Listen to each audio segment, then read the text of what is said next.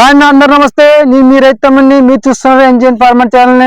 ఇక్కడ మొక్కజొన్న సీడ్ అయితే వేసినారు క్రాప్ లో మైజ్ లో. మళ్ళీ ఈ మొక్కజొన్న పొలం ఏ విధంగా ఉందో మళ్ళీ చూద్దాం రండి. ఇక్కడ మొక్కజొన్న సీడ్ లో ఇక్కడ పొలం వచ్చేసి 4 ఎకరాలు ఉంది. ఇందులో వచ్చేసి డ్రిప్ తో పంట అయితే పండిస్తున్నారు. మామూలుగా నీళ్లు కట్టే విధానం చెరకతో కాకుండా డ్రిప్ పైపులు వేసి ఇక్కడ వేయడం అయితే జరిగింది. వీటికి వచ్చేసి మొత్తం 1 లక్ష రూపాయలు అయింది ఖర్చు. ఇది మళ్ళీ 1 లక్ష రూపాయలు ఖర్చు అయింది కదా. మళ్ళీ ఇప్పుడు అక్కడ ఇది ఈ పంట ఏ విధంగా పండిస్తున్నారు అని దాని గురించి మొత్తం స్టెప్ బై స్టెప్ తెలుసుకున్నాం. వీడియో కొంచెం లాస్ట్ వరకు చూడండి, లైక్ కూడా వేసుకోండి. చెప్పక్క మీ పేరేం పేరక్క? మా పేరు లచ్చింది సార్. వచ్చింది ఏ ఊరమ్మా? మరి కప్పటాల సార్. ఇక్కడ ఎన్ని ఎకరాలు ఉన్నా మీకు ఇక్కడ మొక్కజొన్న? 4 ఎకరాలు సార్. 4 ఎకరాలు. ఈ 4 ఎకరాల మొక్కజొన్న విత్తనాలు మీకు ఎంత ఖర్చు పడినాయి? మాకు ఎకరాకు వచ్చేసి 5-6 వేలు ఖర్చు వస్తుంది సార్. 5-6 వేలు. ఒక ఎకరాకు వచ్చేసి 5,000 5-6 వేలు అంటే ఇక్కడ వచ్చేసి మళ్ళీ 4 ఎకరాలు ఉంది.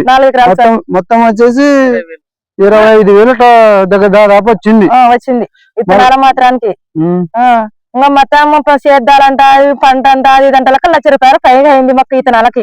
మళ్ళా మొక్కజొన్న విత్తనాలు నాటడానికి ఖర్చు ఎంత ఏందమ్మా కూలి? ఖర్చు మంచికి వచ్చేసి 500 చూడు సార్. 500 అంటే 20 మంది అయినారు.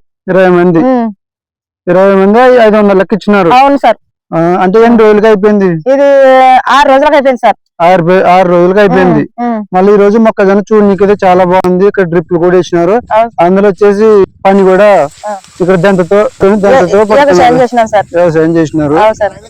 మరి ఈ రోజు ఇక్కడ దంత పడ్డానికి ఎంత మంది కూలీలు వచ్చినారమ్మా? 4 కూలీలు సార్. గిడానికి వచ్చేసి 2,500 గిడానికి. ఆ మనిషికి వచ్చేసి 500 కూలి. మళ్ళీ బాడిగ మాత్రం ఇస్తారమ్మా గెలాలకి? అదే 2,500. 2,500. మామూలుగా ఫస్ట్ మీరు మొక్కజొన్న వేయడానికి మీరు ట్రాక్టర్ తో కుట్టించారా ఎద్దులతో కుట్టించారా? వాటికి ఎంత ఖర్చు అయింది? అదే ట్రాక్టర్ లో కొట్టినారు చేద్దలకి. తర్వాత సార్లు వేసేప్పుడు ఎద్దుతో వేసినాం. వాటికి మొత్తానికి మొత్తానికి 50,000 ఖర్చు అయింది. 50,000 చేద్దాలు. మళ్ళీ ఇక్కడ డ్రిప్పులు అయితే చికెన్ వేసినారు ఈ మొక్కజొన్న పొలంలో.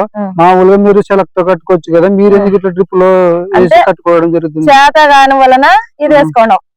ఇది అంటే ఎక్కువ కష్టం వస్తుంది, అందుకే సులువుగా మీరు తెలివితో ఇక్కడ డ్రిప్పులు వేసుకొని పంటలు అయితే పండిస్తున్నారు. చాలా మంచి అవకాశం అమ్మా, చాలా మంచి ఆలోచన. మళ్ళా ఇలాగే వేసుకుంటే ఇలాగే డ్రిప్పులు వేసుకొని నీళ్ళు పెట్టుకుంటే బాగుంటదా లేదంటే సెలెక్ట్ తో కట్టుకుంటే బాగుంటదా?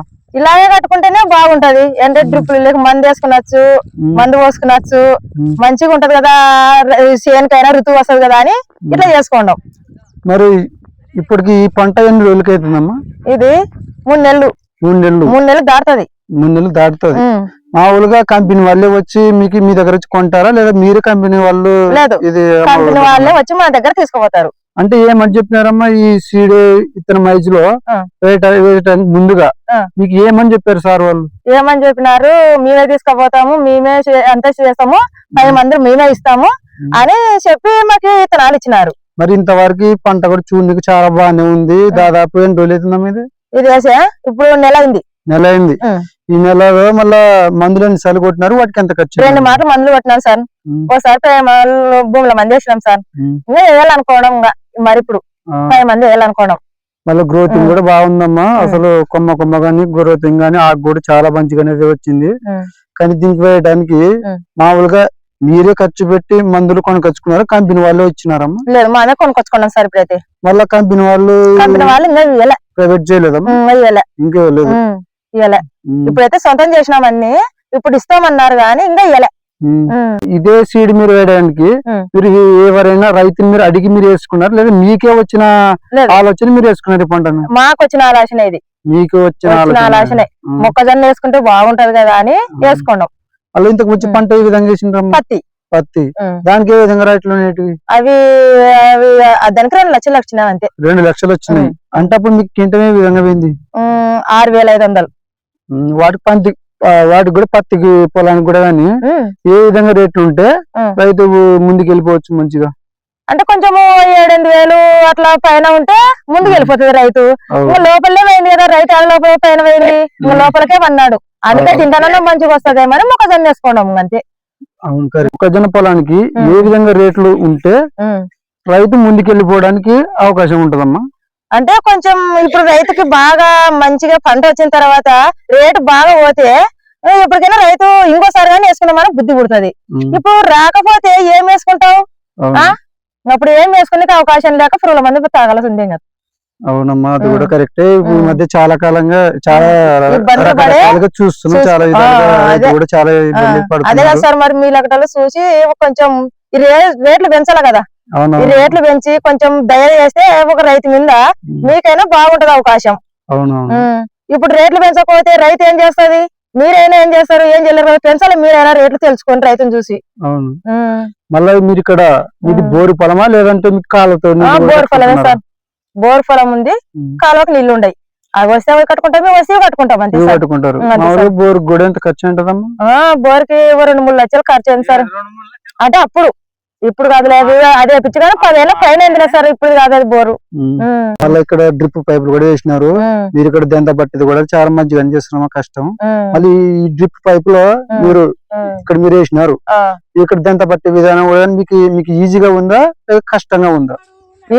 ఈజీగా ఏం లేదు సార్, కష్టమే ఉంది. ఇప్పుడు ఎద్దు పైప్ మీద దక్కినా బుక్క పడితే అది కష్టమే. ఎద్దు సాల్ దొక్కకపోతేనే సాల్ మీద దక్కినా కష్టమే. ఇది డ్రిప్ పైప్ అయినా రిస్కే కానీ, కాకపోతే చేత కాక డ్రిప్ వేసుకున్నాడు అంతే. అట్లా రైతుకి అంటే కష్టపడలేక డ్రిప్ అంతే. మళ్ళీ డ్రిప్ లో ఏమన్నా మీకు నష్టం వస్తాయి, లాభం వస్తుందమ్మా ఒకవేళ? ఇప్పుడు ఏం లాభం లేదు, నష్టమే.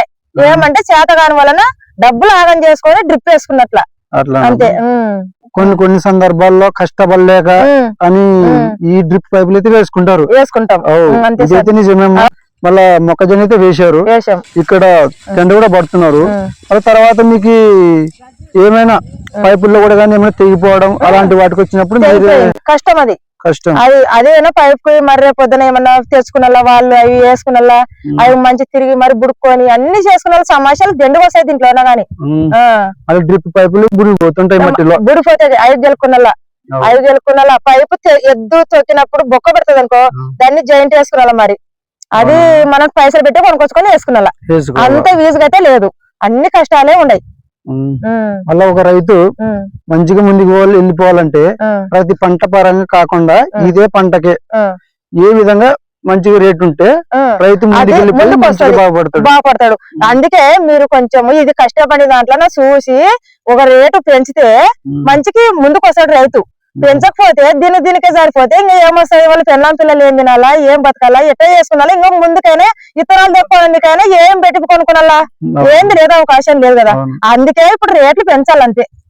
కొంతమంది రైతుల నుంచి చూస్తున్నాం, అంటే కంపెనీలు వాళ్ళు ఇచ్చి వాళ్ళే ఇతనాలు ఇచ్చి చెప్పినారు కానీ ఇప్పటికైతే పైసలు అయితే ఇవ్వలే. అయితే లాస్ట్ కి పంట విషయానికి వచ్చి ఎకరానికి ఎన్ని క్వింటాలు వస్తుంది? 4 ఎకరాలకి ఎన్ని క్వింటాలు వస్తాయి? ఇప్పుడు 1 ఎకరానికి ఉంటే వస్తుంది 20, 25 కాటికి 20 లోపల అట్లా వస్తాయి. చూసారు ఇంక ఎన్నో అవుతామో అప్పుడు తలక మనం చూడలే. బాగా మందులు అన్ని కంట్రోల్ అయ్యి మంచిగా పంట వస్తే మనకి వస్తుంది 60 అట్లా వస్తుంది 4 ఎకరాల పైన. అంతకి పంట రాకపోయి అనుకో, మందులు సరిగా చేయలేకపోతే మనకో పైసలు లేక ఇబ్బందులు పడి అట్లాటప్పుడు 50 క్వింటాల 30 క్వింటాల కాడికి అట్లా వస్తుంది. అంటే రైతుకైతే ఏం లాభం లేదు ఇప్పటికైతే. ఏదన్నా ఇప్పుడు మీ ఉపయోగం మీద కొంచెం పెంచితే వస్తుంది కానీ అంతగా తప్ప ఏంది లేదు. సరే సరే చూడండి, మీ దయతోనే షాపీర్ చేశారు కదా, మీరు కానీ ఆలోచించాలి కదా రైతుని. మీరు చెప్పే కష్టాన్ని ఇప్పుడు ప్రతి ఒక్కరు చూస్తారు. మన వీడియోని రైతు ఏ విధంగా కష్టపడుతున్నారు చూస్తున్నారు కాబట్టి అందరు కానీ కొంచెం షేర్ కూడా చేస్తారు. మరి కొన్ని సీడ్ మొక్కజొన్నలు అయితే మళ్ళీ సరిగ్గా అన్ని ఫెయిల్ అవుతున్నాయి, కొన్ని రిజల్ట్ వస్తున్నాయి పొలాలేదే. మరి అలాంటి సందర్భాల్లో మీరు ఆలోచించి వేశారు ఈ పంట, లేదంటే మీరు ఎలా వేశారు? వాళ్ళు చెప్పినట్టునే చేసినాం సార్. ఇప్పటికైతే వాళ్ళు అప్పుడు వస్తాము తీసుకుంటాము ఇవి వేయండి అని వాళ్ళు సీడ్ చెప్పిన దానికే మేము వేసినాం. లేకుంటే మామూలు వేసుకుందాం అనుకోండి, వాళ్ళు చెప్పిన దానికి సీడ్ వేసుకోవడము, వచ్చి తీసుకుపోతారని ఆశతో వేసుకోవడం. రాకపోతే మేము ఏం చేస్తాము? ఏం చేయలేం కదా. ఒకవేళ నష్టం వస్తే నష్టం అయితే ఇంకేం చేస్తాము? ఇంకోసారికి ఏమిది లేదు అవకాశం. అవును. సరే అమ్మా, మళ్ళీ వీడియో కూడా చాలా మంచిగా మాట్లాడారు. సరే సార్. మరి లాస్ట్ మీ పేరేం పేరు? లచ్చిందే సార్. మరి ఇక్కడ లచ్చిందేవి అక్క ఇక్కడ వచ్చేసి 4 ఎకరాల పొలం వేసింది మొక్కజొన్న సీడ్ లో, క్రాప్ లో మైజ్ చాలా మంచిగానే పొలం అయితే పండిస్తున్నారు. వాళ్ళ తన కష్టాన్ని గురించి కానీ రైతు కష్టాన్ని గురించి చాలా చక్కగా అయితే చెప్పింది. అలా మన ఛానల్ ప్రతి ఒక్క రైతన్న కానీ ప్రతి ఒక్కరికైతే ఉపయోగపడుతుంది. మళ్ళీ మన ఛానల్ కొంచెం లైక్ చేసి సబ్స్క్రైబ్ చేయండి, అలాగే షేర్ కూడా చేయండి అన్న. మళ్ళీ రేపు అయితే మళ్ళీ కలుద్దాం. బాయ్ అన్న, అందరికి నమస్తే, థ్యాంక్స్ అమ్మా, చాలా మంచిగా మాట్లాడారు.